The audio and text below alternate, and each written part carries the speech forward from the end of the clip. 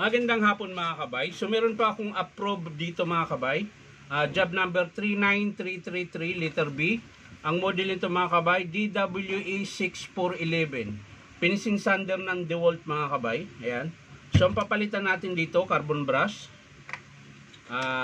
paper clip, ayan po, baffle, tapos bearing. Ang number ng bearing mga kabay ay 6001, tapos yung kanyang spring pin, ayan po, tsaka yung kanyang platen, ayan. So yun po kasi ang sira niyan mga kabay, ano, basag, wala na ring pin, wala nang clip, kaya papalitan natin, pati spring wala na. So yan mga kabay, samahan nyo ko, kakabit natin dito. So yan mga kabay, tuturo ko sa inyo kung paano ikabit ito. Yung clip po, dito nyo ilagay sa harap, ayan, nakaganyan. Tapos syempre yung pin dito, ayan, may butas siya na maliit, ayan, dyan po siya nakatusok. So ganun po ang forma niyan. Ayan, pag tinusok niyo yan, tagos po yan hanggang dito sa kabila na butas, ayan. Tapos yung spring syempre dito sa gitna, ayan. Ayan, ganyan po ang forma. Ayan, nalaglag. Nalaglag. Ayan, papakita ko po mga kabay kung paano ang forma niya. So ang forma po ng spring yan ay paganyan. Yan, ganyan po ang itsura ng spring. Yung pin na yan, pag tinulak mo, tutusok yan dyan sa butas ng spring dito, tatagos sa kabila at tutusok dun sa plating niya, yung butas na plastic. Yan.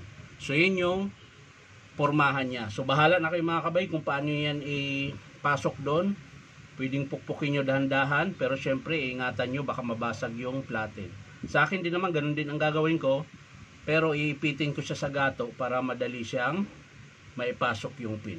Ayan. So hindi ko maipakita mga kabay kung paano ipitin dahil nandun po yung gato ko. Papakita ko na sa inyo mga kabay kapag natapos ko, pag napasok ko na yung pin. So yan na mga kabay, nakabit ko na siya. So yan na po yung forma ng spring. Ayan. So syempre inipit ko lang siya ng gatong paganyan. Tsaka ko siya pinalo dito ng Phillips screw pababa. Ayan. So yun po yung forma niya. Ito yung taga-ipit ng liha. Ayan. So ang sunod mga kabay yung ito. Kakabit natin.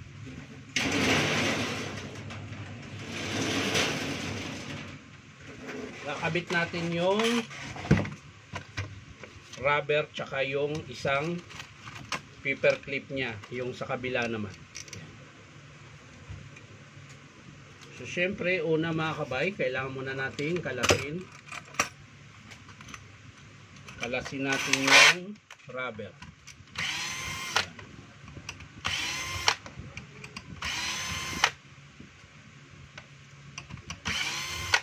Panghuli lang natin yung carbon. So ayan, natanggal ko na yung rubber. Siyempre, kalasin natin yung pinakalak ng ayan. Ito yung naglalak sa bearing mga kabay. Tsaka yung kanyang counterweight. Counterweight. Ayan, ito po yung counterweight niya. Para magkaroon siya ng so ito mga kabay, kakalasin din natin itong kanyang baffle. Ayan.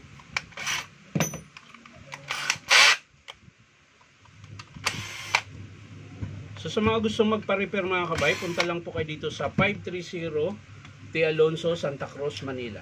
Ayan. Hanapin nyo lang po yung Powerman Hardware mga kabay.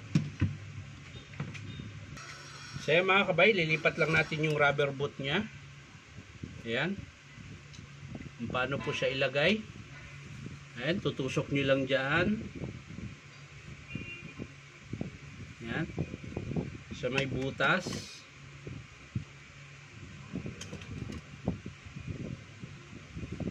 Ayan, so ganun po ang forma nya. Ayan. Siyempre sa paglipat naman itong paper clip, nakaipit lang to, ayan mga kabay. Parang lata lang siya na may pagka-asiro siya. Ayan, syempre dahan-dahan lang din. At baka, ayan, tumabingi konti. Ayan, lata lang po siya na nakaipit. Ayan. So pag nakaklip naman yan mga kabay, hindi yan gagalaw, kaya hindi po siya makakalas. Ayan. Pero na lang, kung sasadyain yung sikwatin, talagang makakalas siya.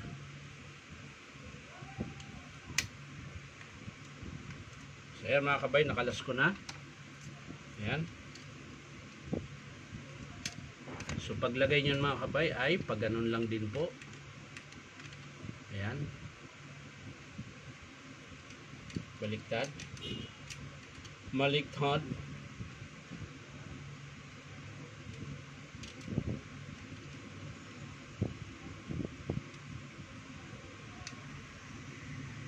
Ayan. So kailangan lang saktong-sakto mga kabay. Ayan. Gamit po kayo ng lungnos para po maikabit natin na maayos. Tsaka mapipimo siya ulit pag kinabit mo. Ayan. Lungnos lang. Ipitin nyo siya uli. Ayan. Tamang-tama lang. So ayan na, nakabit na natin yung kanyang pang-ipit sa kabila. Ayan.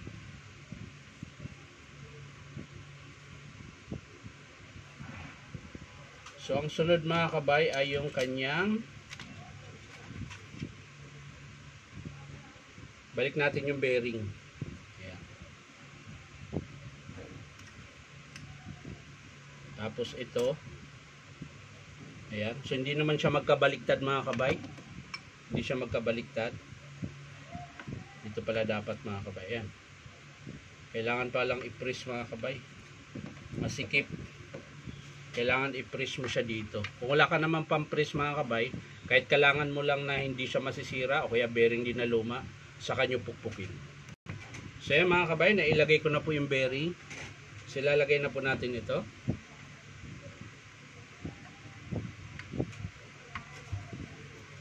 Yan.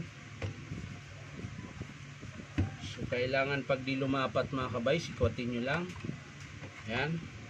So yan, pantay na. Kabila din, ganun din. So pwede na natin ilagay yung kanyang lock. Ayan.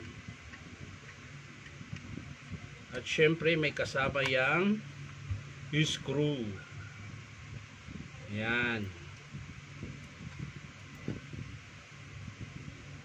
Syempre higpitan natin. Ayan. Kailangan nating higpitan para hindi makalas. So okay na siya mga kabay. Lagyan natin yung rubber pad nya. Ito po yung rubber pad. Ayan, pag nailagay na natin, syempre kailangan tapat yung butas para pag screw nyo hindi siya sasabit.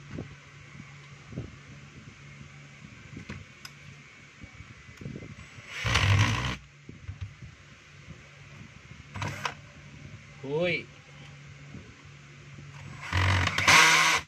Hoy. So yan na mga kabay. Nakabit ko na po yung kanyang rubber. Ayan. So ang sunod mga kabay ay yung kanyang carbon brush. Ito po. So madali lang po magkabit dahil buo na rin po siya. Ayan. Kasama na po yung brush holder nya. Tsaka yung wire nya. Ayan. Isusuksok mo na lang siya mga kabay. Ayan. Tulad po nito, yung gagawin ko. Ayan, bubunutin mo lang siya dyan. Tapos yung pin nya, yun yung isusuksok mo dito sa terminal ng kanyang field coil mga kabay. Ayan. Ayan, tutusok nyo lang sa kanyang field coil. At syempre, diinan nyo ng tamang-tama lang bago nyo itusok yung carbon brush sa kanyang lagayan. Tusok talaga. Parang green department lang.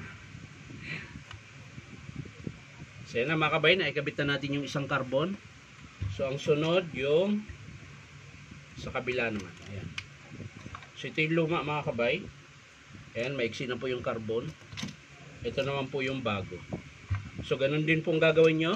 Ayan, meron po siyang pinaka-terminal. Susuksok mo lang itong kanyang terminal sa field coil.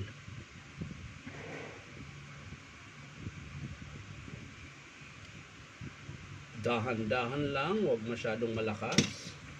Ayan. So ganun lang po siya. Tapos lalagay nyo sa kanyang field housing. Ayan. Tapos tutulak mo lang siya mga kabay. Ayan, pag tinulak nyo, pasok na. Ganun lang po kadali magkabit ng kanyang carbon brush. Ayan. So okay na siya mga kabay. Pwede na natin isara. Pero bago natin isara yan, isi muna natin yung switch kung tama ba yung pagkalagay. Ayan, hindi siya nakaangat. So lalagay na natin yung takip. Ayan. Tapos syempre i-screwhan na po natin. Ayan.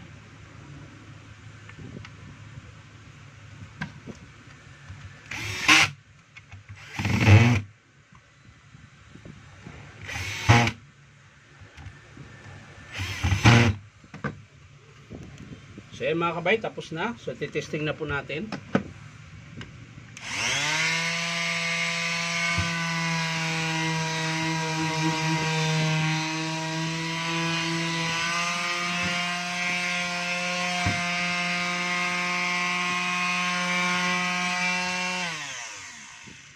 So yan lang mga kabay, maraming salamat sa panonood at palike and share na rin po. Ulitin ko mga kabay, pinalitan natin platen, bearing 6001, tsaka yung kanyang clamp, wala na.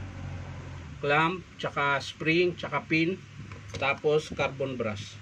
So yan lang mga kabay, maraming salamat sa panonood at palike and share na rin po. At syempre po, baka naman po pwede makahingi sa inyo isang subscribe dito po sa aking YouTube account, Tainom Tabay. So ulitin ko mga kabay, sa mga gusto magpa-repair, punta lang po kayo dito sa 530 T. Alonso, Santa Cruz, Manila. Hanapin nyo lang po yung Powerman Hardware. Ulitin ko, 530 T. Alonso, Santa Cruz, Manila. Bye-bye!